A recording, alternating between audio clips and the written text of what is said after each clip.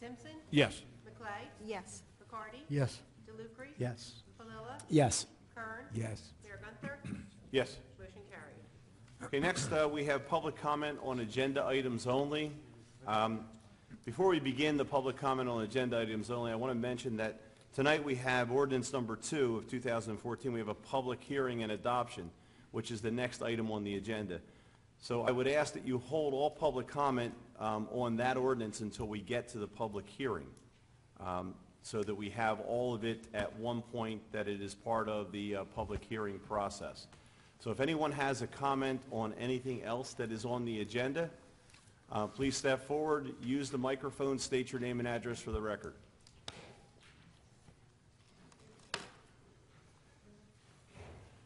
Yes, Mrs. Williams.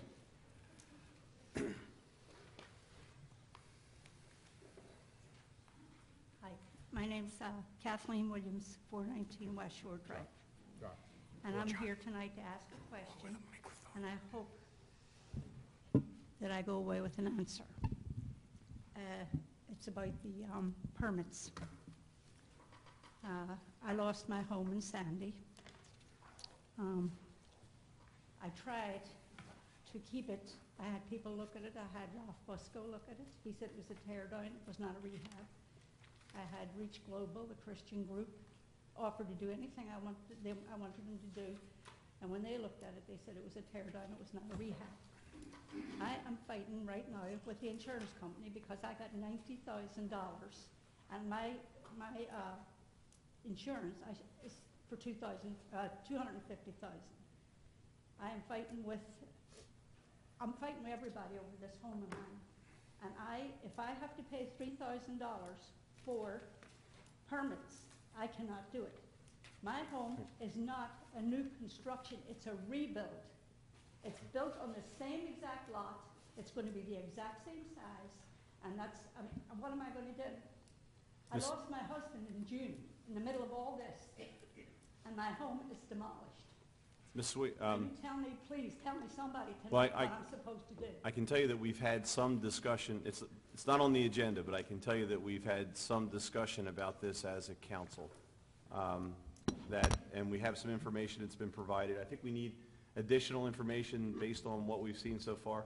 But and once we get that, I think there's a mechanism for us to move forward in that direction. Okay. If I had the money, I wouldn't even be here. I understand. I wouldn't lower myself. I wouldn't be here. I understand. But I can't do it. But that's something, I know we received some information on that. I just have to clarify some things, and I think other members of council may have some questions about that whole process as well. But I can tell you, for one, I'm in favor of doing that for people in your situation. Okay. And I have to say, as long as I'm standing up here, I have to say that I got help from nowhere, except for this lady over here, Lynn Sweeney. She reached out to me when my furniture, stuff that was in storage, was destroyed in storage. And this lady reached out to me and helped me to get mattresses and everything that I needed for this new apartment that I have. So I just want to, let you know about Lynn and her kindness to me through this whole thing. All right? Thank you, Mrs. Williams? Mrs. Williams? Yes. Hi. Hi. Tonight in executive session, that is one of the topics we're going to be discussing, the construction fees. Okay. Okay? All right. And hopefully it'll turn out in everybody's favor on this item because we've been hit hard. Thank you, Mrs. Williams. Thank you. Okay, any other comments on the agenda? Anything on the agenda? We're going to get to the open public comment after we have the hearing on the Public Safety Director ordinance, and then we will have comment on any topic before council at that point. Okay, I'm going to close this public portion. We have ordinance number 2 of 2014, which is a public hearing and adoption. And this is abolishing the position of Public Safety Director. Have a motion and a second, please. So moved. Second. Okay, at this point, I'm going to open the meeting for public comment on ordinance number 2 of 2014 to abolish the Public Safety Director's position within the City Code. And I'd ask that you limit your comments to ordinance number 2. please step forward, use the microphone, and state your name and address for the record. Anyone who would like to comment on ordinance number 2? Public Safety Director. Mr. Burns. I just came over first to congratulate all you people. Mr. Burns, could you give us your name and address for the record? Oh, Thank you. B.J. Burns, 45 Heels Road, Brigantine, New Jersey, 08203, 3029. Thank you. First, I wanted to say I'd like to make a comment on our chaplain there. That was very good. That was more or less a blessing in a political speech I heard. There's no comment. But what I try to say is this. About him, which I don't know, and what I'm trying to say is, before we all got rearranged and changed and everything else, we had the best town in the state of New Jersey, I can say. And we had the best full-time, cheapest taxes in the state of New Jersey, with the town had full fire, police, and everything else. And we had fire chief and police chief and everything else and all. And what I'm saying is, I knew how good they were long before they showed it to everybody else when we had the flood and all. So I'm a firm believer in, you don't fix something that's not break. Now I know I negotiated all my life. That's all I done. Didn't work hard, just aggravation. But you can negotiate yourself out of this with all of you. And I know what the new people want to be tough. And I can understand that. It's their day in the light. You know, we had ours, it's their turn. But let's think about Brigantine as a whole. And let's not destroy something that is perfect, in my opinion. and you don't fix something that's not broke. So all I want to say is, I don't believe in a safety director. Any city tried it, everybody tried it, all over, it never worked out. I would like to see you appoint fire chief, police chief, and point somebody you Democrats want. You're in charge. Point a fire chief you want, and a police chief you want, and your street people, out of what we have, because we have the best. There's no two ways about it. I don't know the gentleman's record. You want to put ahead of all of them? My God, if he's better than what we had, well, he don't even need this. This guy don't even have to use a car to walk. He can walk across the water. You don't have to use that bridge. So do me a favor and think about all of us people in Brigantine who lived here. Now, I lived here near 50 years. I left Atlantic City because, no reflection on your Democrats, I left Atlantic City because when they took over, you seen what happened. Now they got a new mayor. Let's hope he can do better. But he didn't change everything. He's not bringing in a director and all that kind of stuff because he's seen it fail before. So let's look at this, do things for all of us because we all appreciate you. And our lady we had that took over our place, my wife called her the last time we had the snowstorm. Man, he got there faster than the ambulance does. He come over there with a plow, swivel right away. I said, all right, but this time she changed her telephone number, didn't you? My wife said. All right, thank you very much. And Thank you, Mr. Burns. think of all of us, because Thank you. we're in favor of all of you being successful, because if you're successful, we are. That's all. Okay, any other public comment on ordinance number 2? That's why I wore these pants. They're beautiful. They're beautiful. I was cheered up the moment I saw them.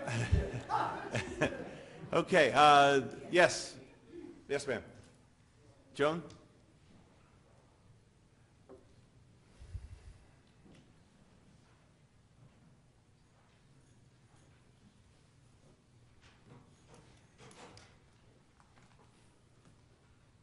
Joan Reese Evans, 1419 Bayshore Avenue, Brigantine. I just want to say,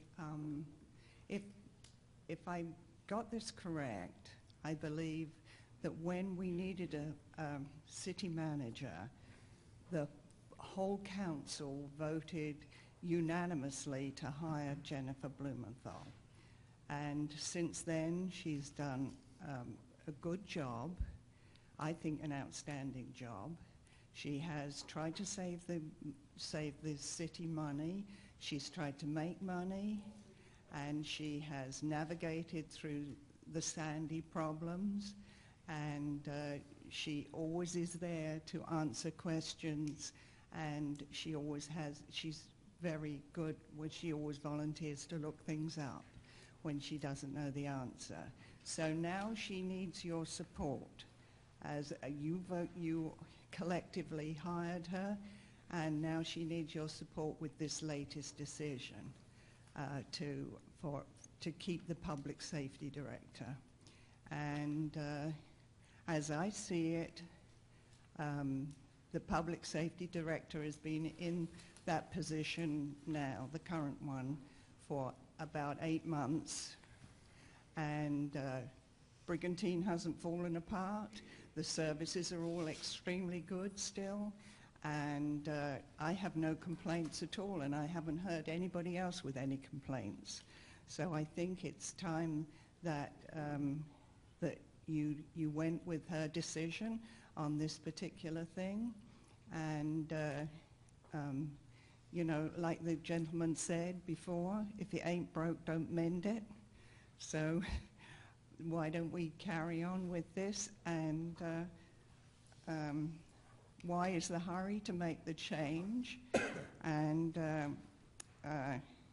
I hope you'll support the city manager rather than the panicking people behind the petition.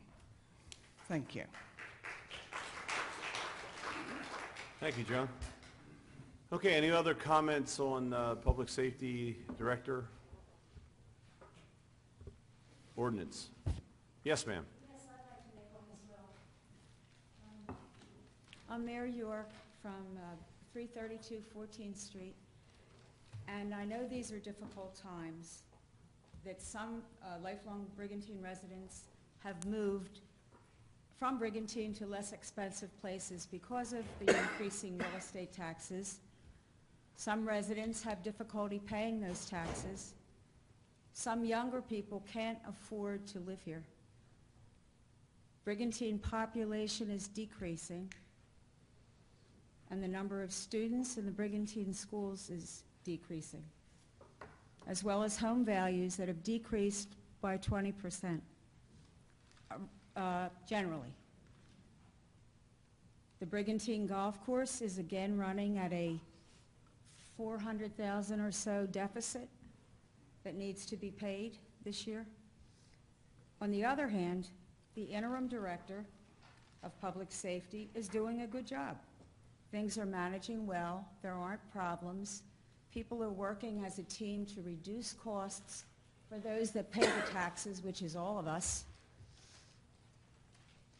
We have some professional men and women who love their jobs, and they would be willing to work harder and do more with less, as happens in the private sector and in the public sector. So this is a good opportunity to do that.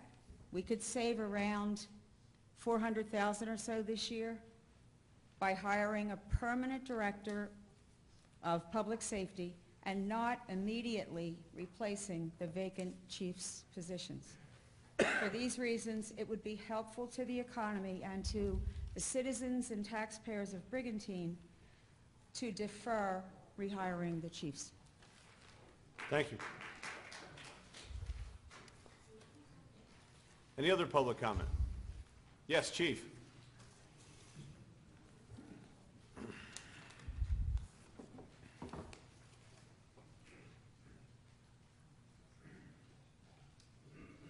Good evening, Ray Cox, 6402 Tanglewood Drive in Mays Landing. There's been a lot of talk about saving money, and the term voodoo math has come up quite a bit.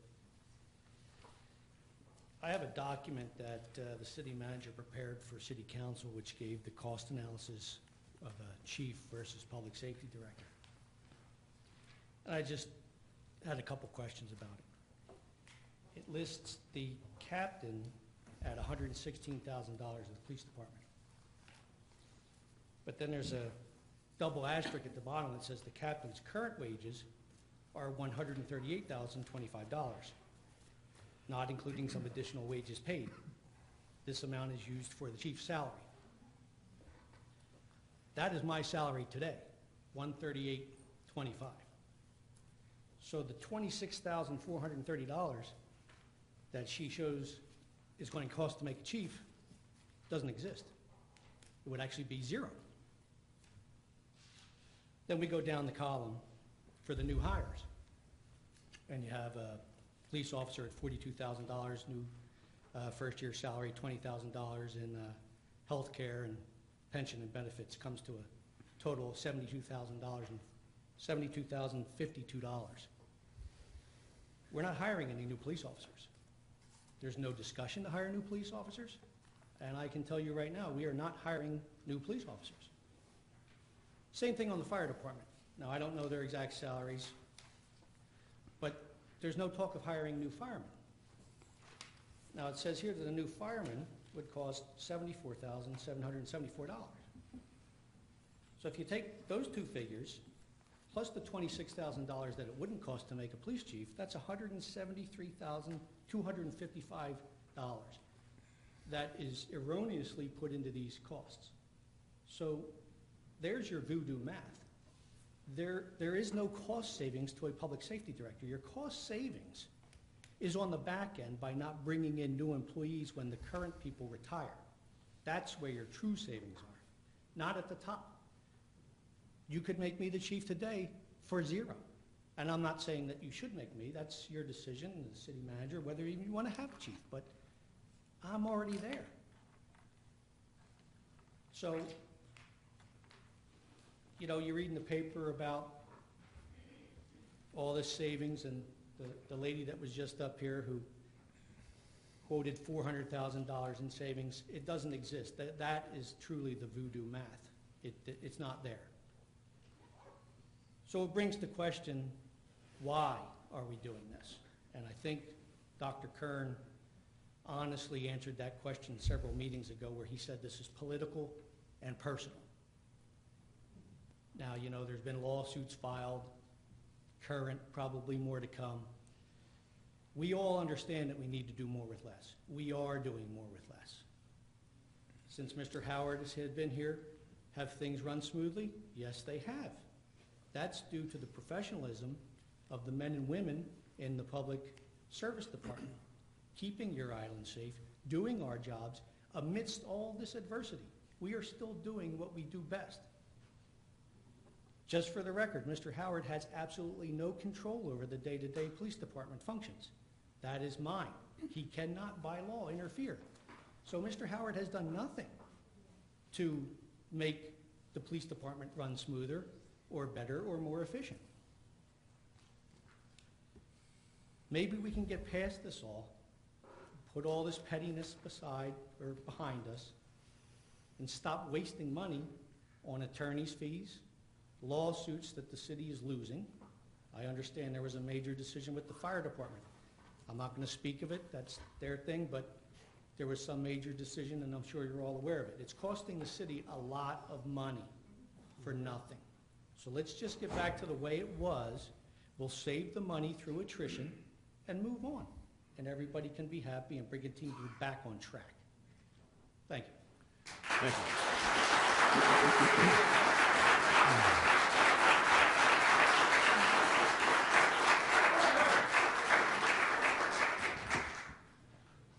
Any other public comment on ordinance number 2? Yes, Mrs. Fable.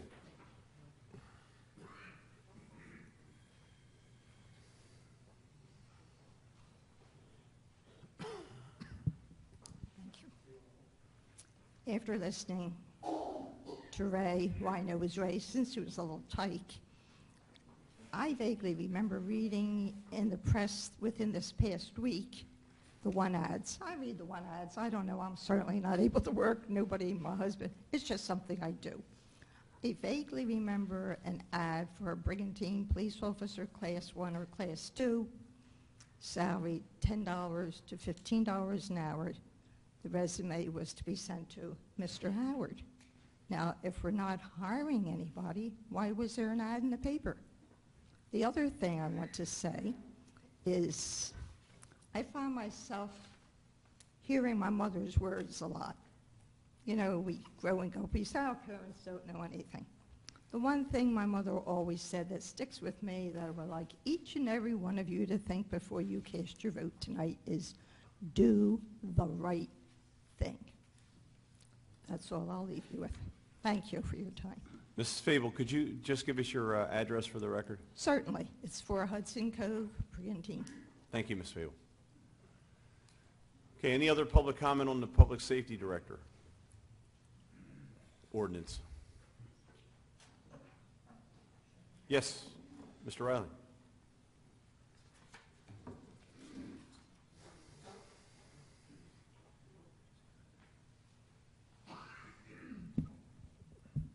Dennis Riley, 302 28th Street in Brigantine. I'm opposed to the ordinance. I have three items I just want to mention. Number one, I want to keep the tools in place that give this city manager the same flexibility to perform her duties as her predecessors had. Those duties include maintaining public safety and keeping costs affordable while doing so. I'm not aware of any significant degrading of public safety services since the appointment of the interim public safety director. And third, the public safety director and the chiefs have coexisted, and they coexist now, and I believe that should be continued as we go forward. Thank you. Thank you, Mr. Riley. Okay, any other comment on ordinance number 2 of 2014? Mr. Feiner.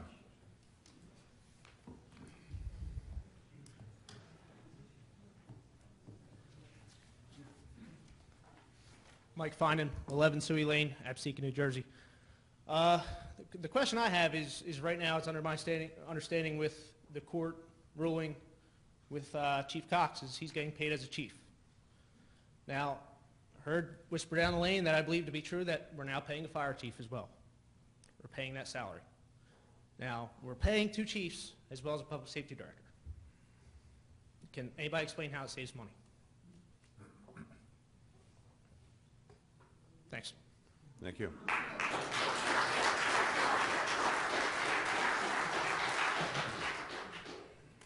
Okay. Any other comments concerning ordinance number 2 of 2014? Okay, seeing none, I'm going to close the public portion. I've had a motion and a second. Any discussion by council members? I do. I have a few comments.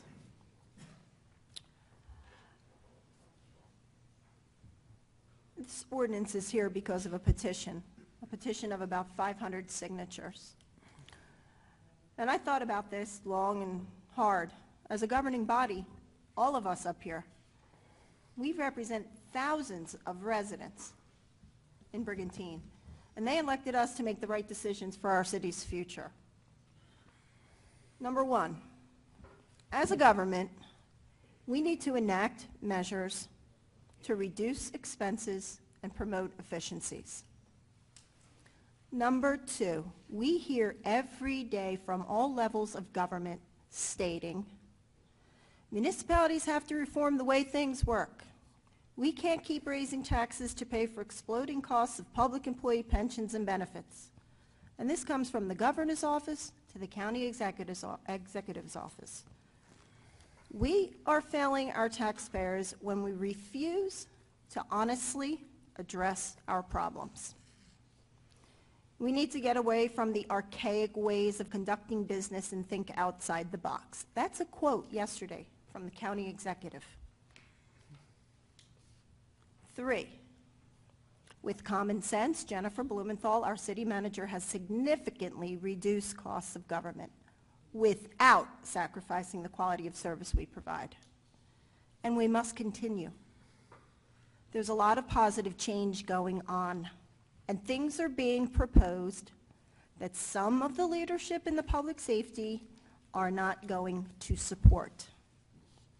What we need right now is leadership in the public safety departments that will carry out our mission to provide the best results with the least amount of funds and work professionally with the city manager. We must make good choices, and we must make good choices now.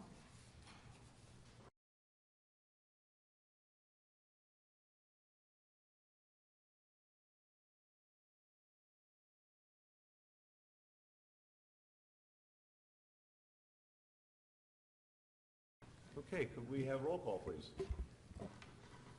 Simpson, Yes. McClay, No. McCarty, No. DeLupery, I'm going to address this further during the council comments portion later. But my vote is no. Palella, I don't believe in chiefs by succession, and I vote no. Despite the financial burden of having a special election, I cannot support an ordinance that will put us backward instead of forward. Mayor Gunther,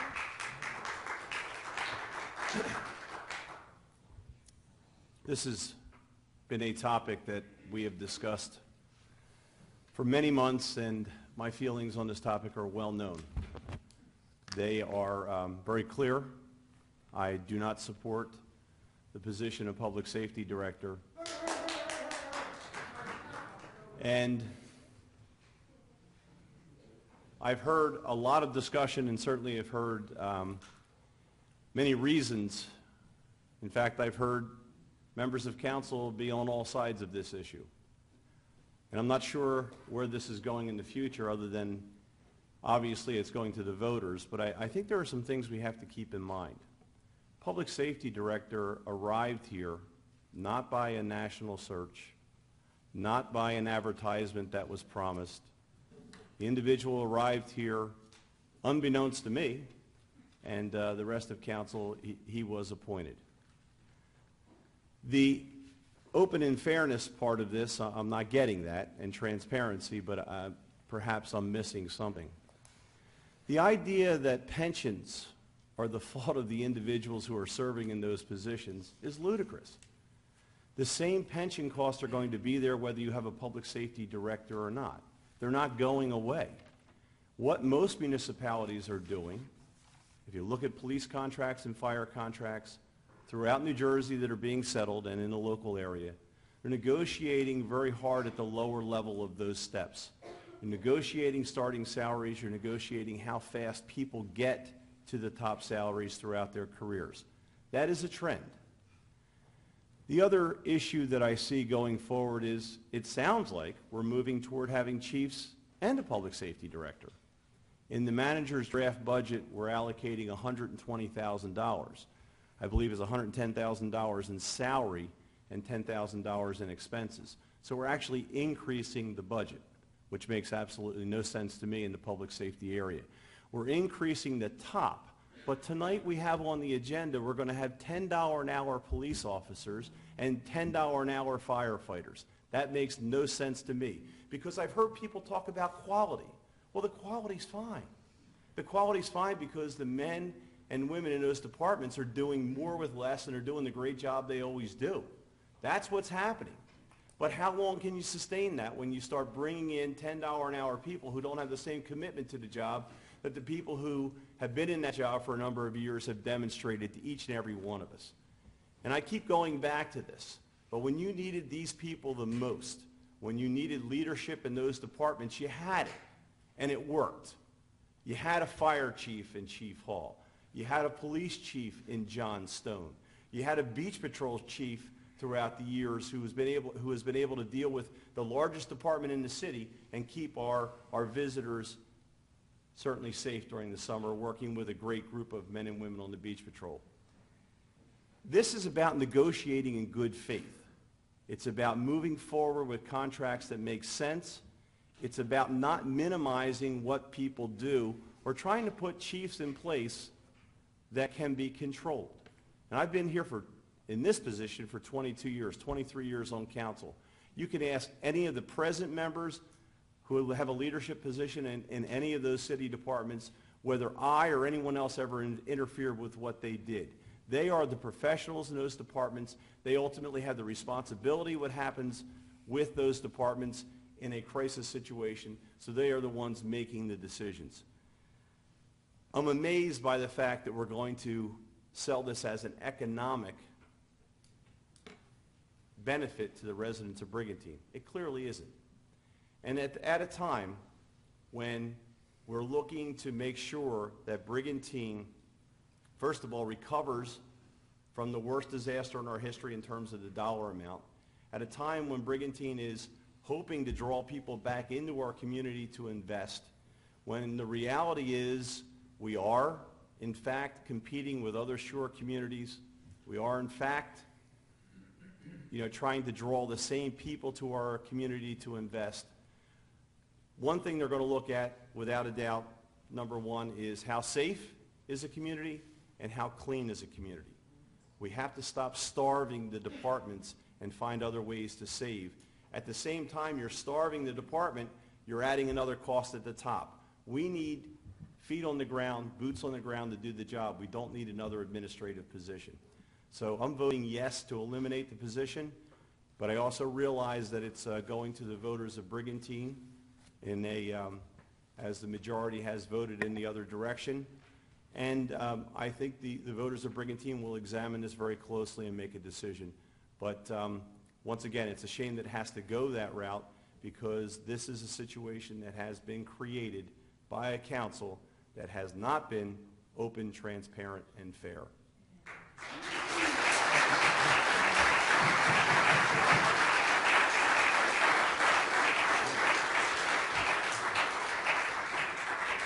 Motion defeated. Okay.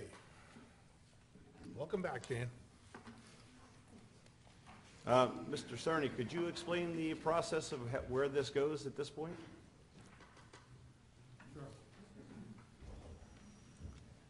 By statute, if the substance of the petition is not approved, that is, if the new ordinance is not approved, there's a 10-day period following the defeat of the ordinance where the committee gets to undertake certain courses of action, such as an amendment or a withdrawal. So you start with that 10-day period. Assuming that there is no alteration in the petition as a result of this action tonight and then the subsequent 10 days, you enter a period of 40 to 60 days where there will be a special election. There are other provisions in terms of when that election could or would take place. It would relate to general elections or regular municipal elections. Those items do not apply. So in the absence of a general election occurring within 90 days, it then triggers a 40 to 60-day clock following the expiration of that 10-day period of time. I trust that in the very near future, the clerk will communicate with the county officials, because there may need to be some coordination with the elections board and things of that nature, and get a little bit of clarity as to how we'll proceed. But it's a 10-day period, and then within the 40 to 60 days following that is when the election would occur. Thank you, Fred. Okay, going to move on to the next item of business. It's ordinance number 3 of 2014, an introduction amending the fee ordinance to allow the green team to take in fees. Do you have a motion and a second, please? So moved. Second. Any discussion? Seeing none, can we have roll call, please? Simpson. Yes. McClay. Yes. McCarty. Yes. DeLucre. Yes. Palillo. Yes. Kern. Yes. Mayor Gunther. Yes. Motion carried.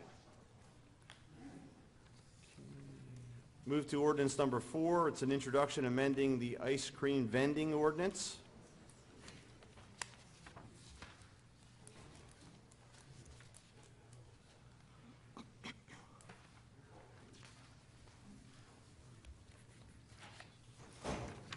And this is an ordinance amending and supplementing Article 7 of the Code of the City of Brigantine entitled Sale of Ice Cream on the Beaches. Can I have a motion and a second, please? So moved. Second. Any discussion? Uh, Yes, Fred. The the substance of this ordinance reflects the discussion that council had in executive session at the previous meeting. There is one opening in this ordinance, and it occurs on the second page in section 10555, subparagraph B. That is the registration fee for those vendors who are licensed as a result of their veteran status. And council did not decide what that fee would be. I believe it would be appropriate to consider a nominal number, or quite frankly, maybe even zero it out and just do the registration without charging a fee, given the nature of the license that these folks hold and the reason for which they hold it. Yeah, I would suggest there would be no fee. They're just encouraged to register. And if council is in agreement with that, then that last sentence of subparagraph B in 55 would just be removed. Is council okay removing that last? I'm okay with it. Would registration also require that they show proof of veteran status? I would assume that it is, because it is premised upon their compliance with the state statute, which then triggers the actual registration. Well, I'd amend my motion then to include the change that Fred just described, to delete that last sentence at the end of section B in 55. Okay. Any other changes? Okay, seeing none, could we have roll call, please? Simpson. Yes. McClay. Yes. McCarty. Yes. DeLucre. Yes. Palilla. Yes. Kern. Yes. Mayor Gunther. Yes. Motion carried. Okay, we have Resolution 2014-47, authorizing the lease of certain municipal property, Resolution 2014-46, authorizing to submit the tonnage grant application. Could I have a motion and second, please? So moved. Second. And this is for our mandatory source recycling separation. John, anything else we need to add on the tonnage grant? No, Mayor. We're good. And hopefully, through the efforts of Clean Communities and the Green Team, we'll be able to get more people to participate in recycling. There's a direct savings there to the city of Brigantine. Will this will also give us the ability to sell more of the recyclables on the market? This is for me to apply recycling that was done last year to apply for the grant for this year, which we will receive next year. And the grant is Sounds like a used for... government program. Yes. Councilman, the grant is typically used to offset some of our salary and wages, also is used for recycling bins. So that's what we use the grant for. And just to mention, council, there was one revision, minor one, on the tonnage grant on your resolution that you see here. It's still referencing Superintendent Ernest Purdy. That was changed to John Doran. Okay. Could we have roll call, please? Simpson. Yes. McClay. Yes. McCarty. Yes. DeLucre. Yes. Palilla. Yes. Kern. Yes. Mayor Gunther. Yes. Motion carried. Okay, Resolution 2014-48, authorizing, I'm sorry, we go to parking again. Resolution 2014-47, authorizing the lease of certain municipal property for parking. Could I have a motion and second, please? So moved. Second. Any discussion? Hey, Mayor, on that one, if I may. On the front page of it, there are blanks as to the date upon which the bidding will actually take place. That is a date that will be established by the clerk, I trust in consultation with the QPA, so that they can get it scheduled, and then that would actually be the subject matter of a public notice. So I'm sure Lynn will pick up on that in the next day or so and get an appropriate notice published. Okay. Any further discussion? Seeing none, could we have roll call? Simpson. Yes. McClay. Yes. McCarty. Yes. DeLucre. Yes. Palilla. Yes. Kern. Yes. Mayor Gunther. Yes. Motion carried. Okay, move to item 12, which is Resolution 2014-48, authorizing the appointment of special police officer. Mr. Mayor, could we do 12 and 13 together, or? No, they're different names. I'm sure that's different names. It's up to Mr. Cerny if they can be consolidated. Yeah, well, assuming that there is not going to be any divergence in the vote. I mean, I think there might be. Well, then, if there's any kind of an open issue, then you ought to deal with them singularly. That's fine. Okay, Resolution 2014-48, authorizing the appointment of special police officer. Have a motion and second, please? So move. Second. Okay, discussion. Jennifer, or maybe Mr. Howard, how are the special police officers going to be used?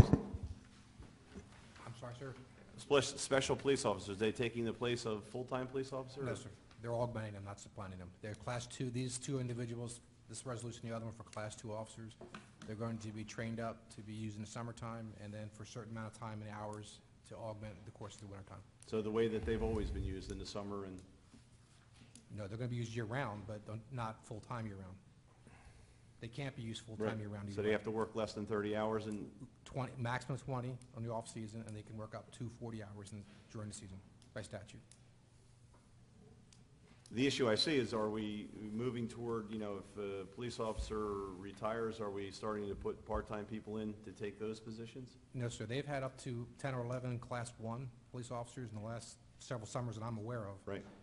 The chief and I have had conversations and discussions about moving, instead of having just Class 1s, have Class 2s and some Class 1s to give more resources to the police department, because obviously Class 2 officers can do more than Class 1.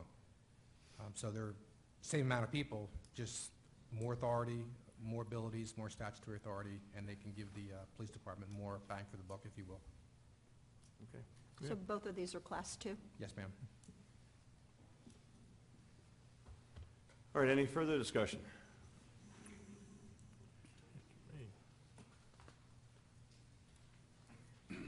All right, seeing none, can we have roll call, please? Simpson. Yes. McLean. Yes. McCarty. Yes. DeLucre. Yes. Palella. Yes. Kern. Yes. Mayor Gunther. Yes. Motion carried. Okay, Resolution 2014-50, authorizing the release of performance No, bond no. guarantee. There's a second. Oh, I forgot the second police officer. Authorizing the appointment of special police officer. We have a motion second, please. So moved. Second. Same, Same Yes, sir. situation? Right. Yes, sir. No diluting our police department or anything like that? No, sir. They're just replacing Class 1s with Class 2s. okay, any further discussion? We have roll call, please. Simpson. Yes. McLean. Yes. McCarty. Yes. DeLucre. Yes. Palella. Yes. Kern. Yes. Mayor Gunther. Yes. Motion carried. Okay, Resolution 2014-50, authorizing the release of performance bond guarantee. Have a motion second, please. So moved. Second. Ed, do you want to describe where we are with the CVS? Yes, thank you, Mayor. This is a recommendation to release their performance guarantee. So as with any site improvement that's a site plan that receives planning board approval, there's a performance guarantee for the off-site and improvements that are required by that subdivision, by that site plan approval. So this performance guarantee was required as a result of the planning board application for the CVS. The site improvements have been completed, and I recommend that council release the bond. Thank you. Ed, the CVS has been open for almost 2 years, and why do we still have a performance guarantee? In other words, what was lacking that made it delay $600,000 worth of bond? So CVS came to us maybe about a year ago requesting. So initial delay was on CVS requesting the release of that bond. Then I did a site inspection. There was some punch list items that had to be completed. Then, quite honestly, it was back on me to re-inspect, and I just didn't have the time until recently.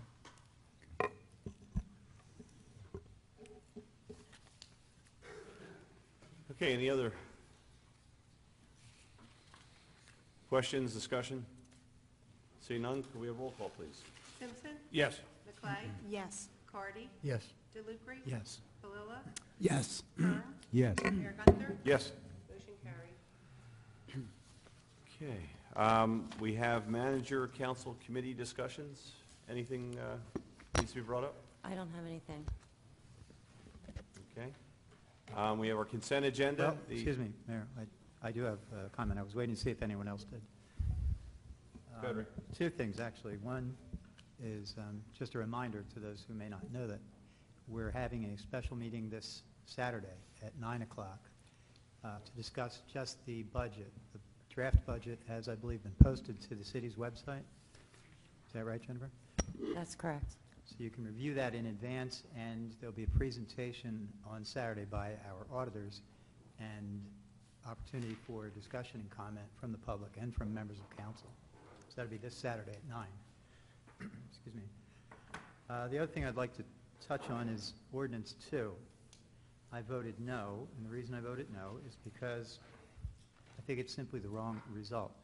Remember that the ordinance didn't say to council, make a choice between chiefs and a public safety director. It said, in effect, you're no longer going to have the flexibility or the option of even having a public safety director. I just think that's the wrong result, and it does not matter to me how many or how few people sign a petition.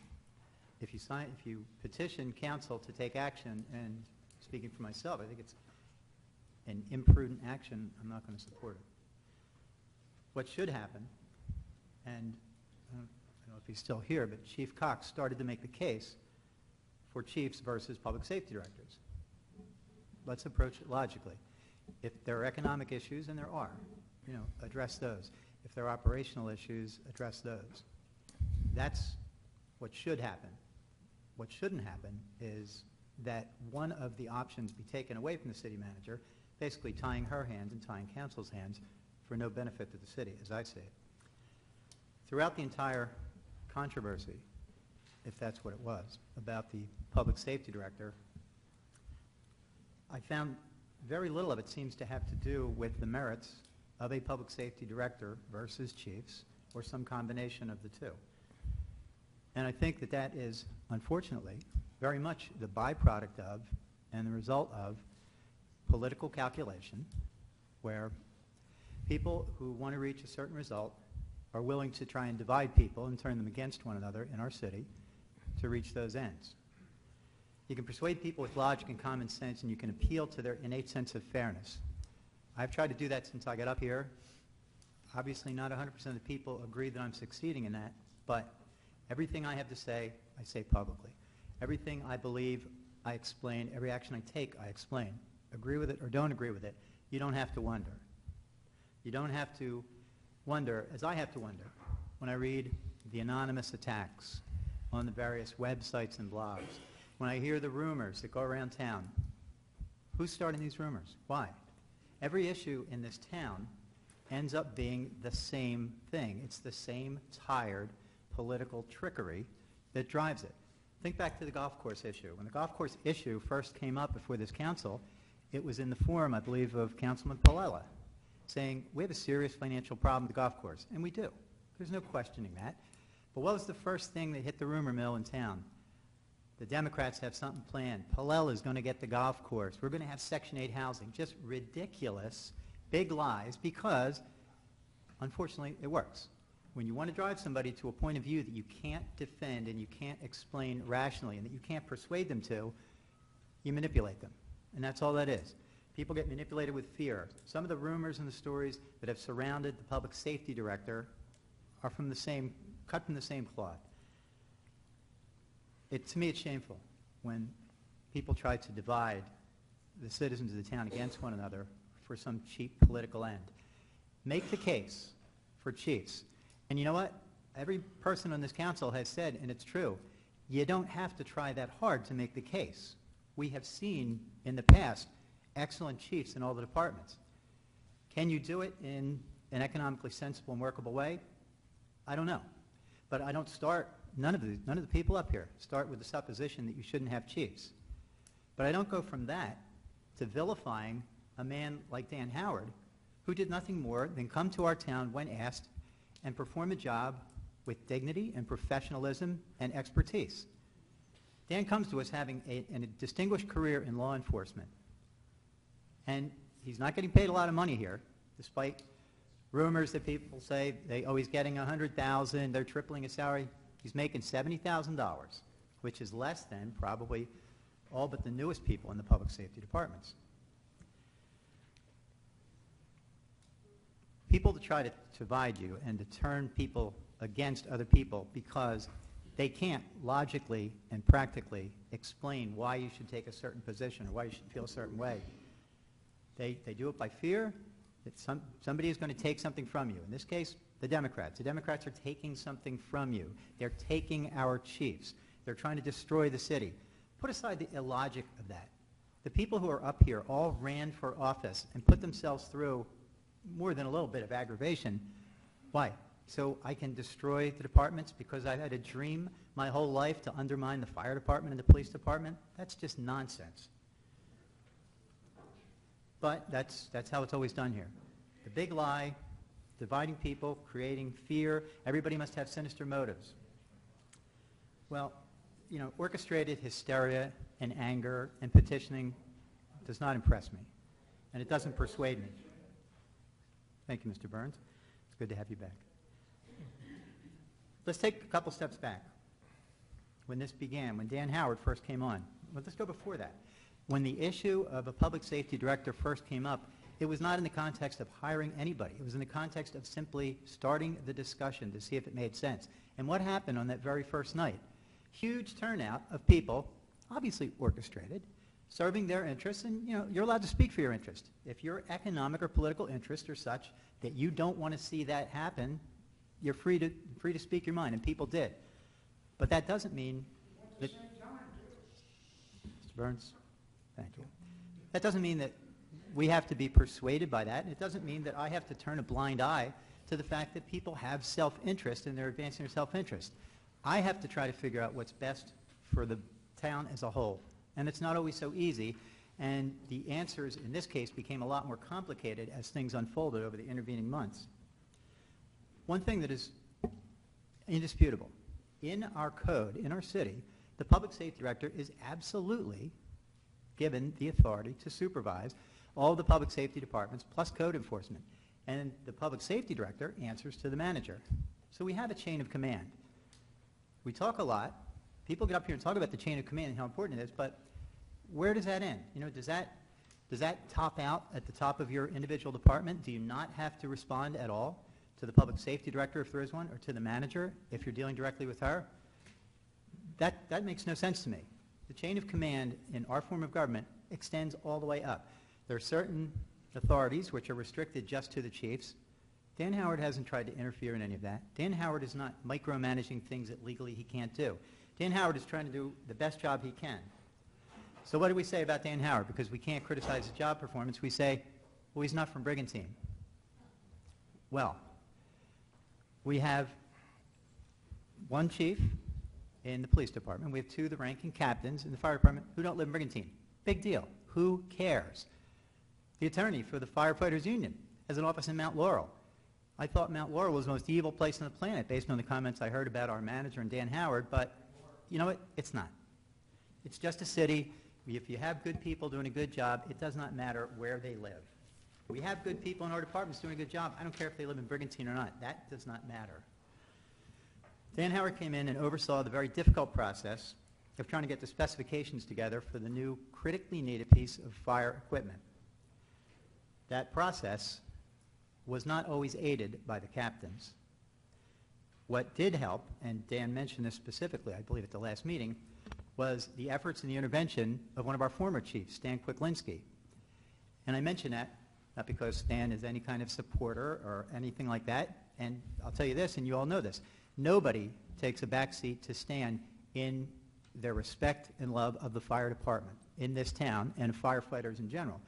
But Stan saw the need and stepped up and didn't let personalities or politics or any of that get in the way, gave his own time and his own effort to help us get to the point where finally we're going to be able to go out to bid and get this piece of apparatus. Dan has tried to work with the captains in the fire department on a plan to integrate part-timers because council, the majority of council has spoken and said, we would like to see that. We think it's helpful because it's a manageable cost, it's flexible, it's short-term, and contrary to what you will hear from people who have a separate financial interest in it, it is not to the diminishment of the unions. The anticipated idea would be to have part-time people come in, prove themselves, move to full-time, join the union, and become a part of our long-term, full-time staff in the fire department. There was a young man who came in and spoke one night. I think his name was Tyler Hannon. He expressed interest in having that kind of a position if it was available. He's a guy who is by what he said that night. He has volunteered for some period of time, doesn't get paid for it, but this is what he wants to do. It's what he loves, and he wants to do it in his hometown. What about that is not exactly what you would want in a firefighter? Why would you not want people who can come in, who start with experience, who you can train in the department to be the kind of firefighters and EMTs that they need to be, and who, if they prove themselves in a short period of time, will be in a position to assume full-time responsibilities? Why would you not want that? And yet, there's hostility to that. Phil, tonight, you said that low-paid people are not as committed. I just don't know where you're getting that from. We have people who have been specials in the police department for years. We've always had that, and to their credit, the police department, under former Chief Stone, and now I would imagine Chief Cox, they work with those specials, and the specials understand the limited scope, but the specials also understand it can be an opportunity for them to make the move into full-time employment if they want it. It's no different than a part-timer coming into the fire department. In my view, a person who would do it for free, how can I question that person's commitment? That person loves that work and wants to serve and wants to give. Why would I not, not even as a member of the governing body, just as a member of this town, why wouldn't I want those kind of people to be the people coming in to form the next generation of the departments?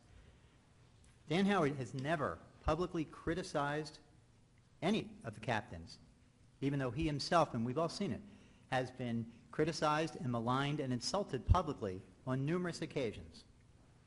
He doesn't do that because that's not how professionals act. And that is the core, to me, of the problem. And I'm separating the Beach Patrol and the police department from this part of the discussion, because I think their situation is qualitatively different. I know of absolutely no concerns or issues with Kip Emig in the Beach Patrol, and I would fully expect that he would continue as the chief there. And whatever issues Ray Cox may have had or have, I think that generally the police department clearly has shown that they have a recognition that you have to give something, you have to work and cooperate a little bit. But in the fire department, we met, Mr. Burns, do you mind?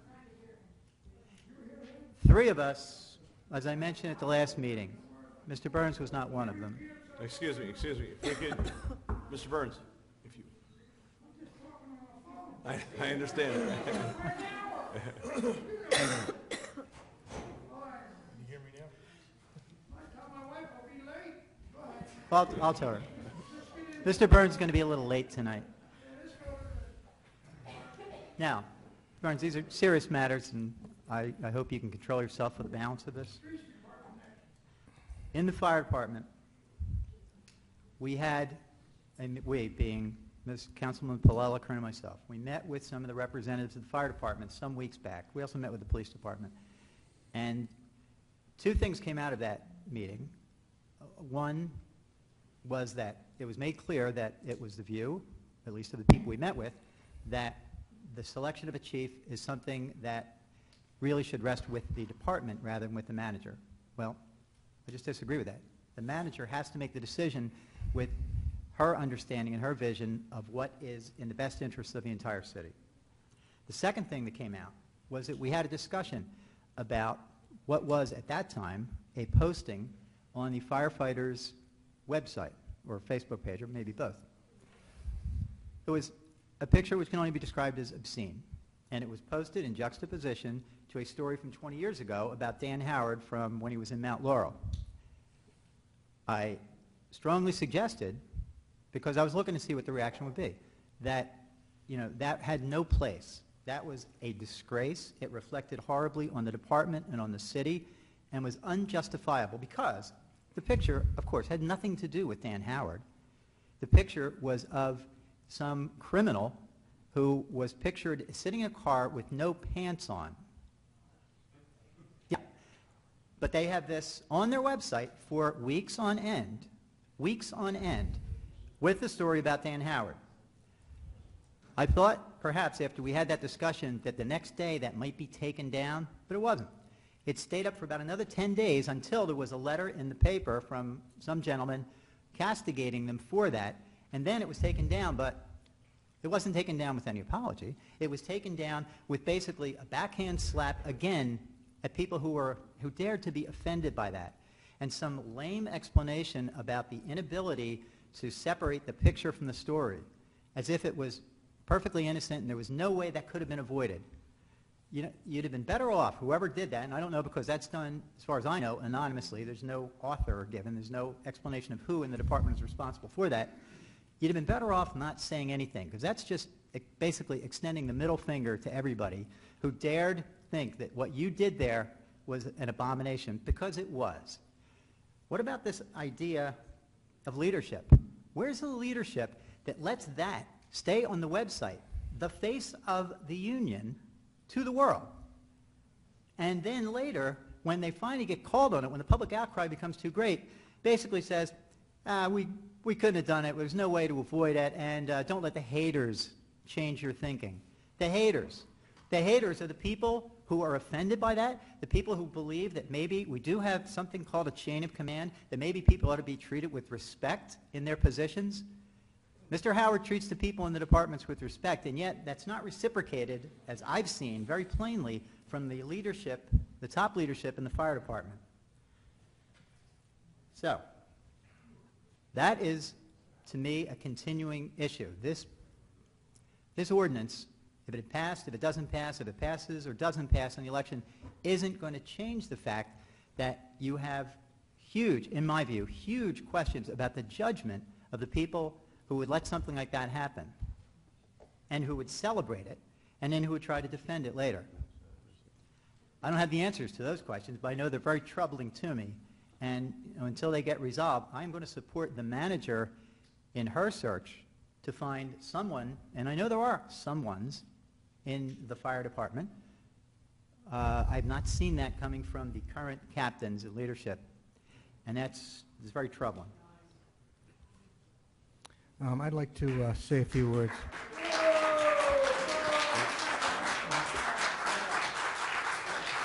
Joe, before you do, I was asked a question by, I think I was asked a question by Councilman DeLucre, and I want to also agree with Councilman DeLucre that there should not be anything posted that is demeaning to anyone on a website.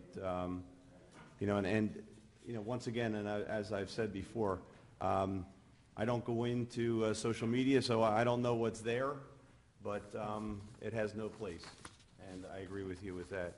But what it boils down to, Councilman DeLucre, in my mind, and you asked me the question, the young man you mentioned is a fine young man. But what this whole thing boils down to is an issue of trust. Right now we have six retirements, 6 openings in the fire department. And we're talking about part-time people. So it doesn't take much in my mind to say that those part-time people are replacing the full-time people who should be there. Now, I have no problem, as Dan said, about the specials coming in the summer. We've done that for years. There may even be a way to do something on a seasonal basis with EMTs. That may be a really good thing to do. However, when you start talking about 6 openings and part-time people at the same time, they're replacements. They're not someone who's coming in to help out. They're coming in to replace. And right now, the quality is tremendous, but I know that resources are stretched. And I don't want to be the person sitting here when quality isn't what it should be. And I'm not trying to scare anyone, but we've all been used to a certain level of service that all of us have used, either ourselves or our family members, and we want to keep that same quality going forward. So it really boils down to trust and having the ability to say exactly what is going to happen in a very forthright way and then following through with it. If the part-time people coming in are replacing the full-time people, just say that. if that's the case. But I have to look at the numbers, and that's the impression that I get. Yeah, Joe? I'll be brief because I don't want to repeat anything that's already been said. We spent a long time on this topic. Excuse me. The mayor said we've been on both sides of this, and that's true. That's where I found myself. I haven't wrestled with any other issue to the depth that I wrestled with this issue because it's difficult. Am I opposed to chiefs? Not in the least. Do I have any problem with the performance, with the professional performance of the policemen, the firemen, the lifeguards? No, not in the least. But what I see is not what the mayor says is a question of trust. From my point of view, it's a question of resistance to change. A lot has changed here in Brigantine over the years. It's no longer a community where the majority of people live here all year round. The majority of people here are now part-time. We know that there are budgetary issues that I don't know if the city has ever faced to the degree that it's facing now. Things must change if we're to survive and to still have the level of services that we've come to expect. People occupying part-time positions who are completely qualified, will not affect the quality of service unless there is resistance